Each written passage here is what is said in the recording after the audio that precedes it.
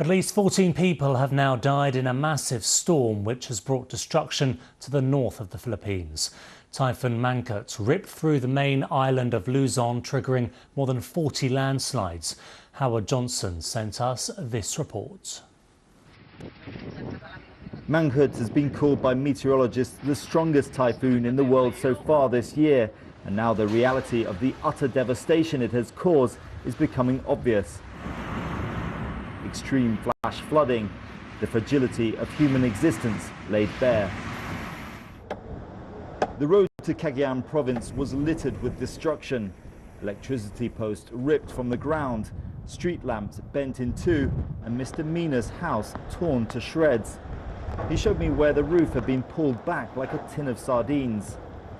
Fighting back the tears, he told me how he'd spent the night in an evacuation center, worrying about the fate of his home. When we arrived in Cagayan province, we saw a line of people queuing for fuel to power their generators. How did you feel? Scared. We were so scared. All windows broken. Whole night, not sleep. The scene here repeated across this vast region. Debris scattered across the ground, electricity cables dangling dangerously, people wading their belongings through floodwaters.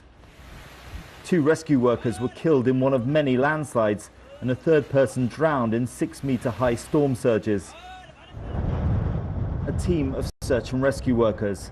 Clearly, it had been a long night. Our evacuees total to about 43,000, scattered in more than 500 evacuation centers.